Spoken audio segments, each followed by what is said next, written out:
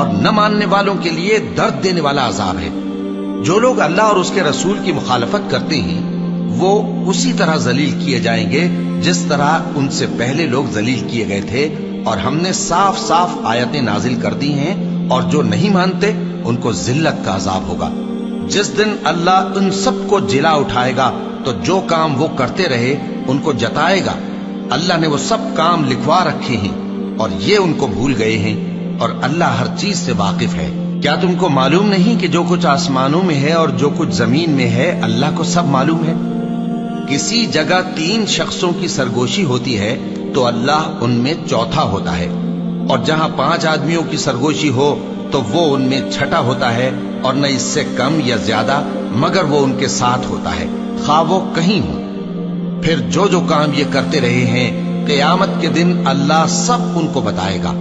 بے شک اللہ ہر چیز سے واقف ہے۔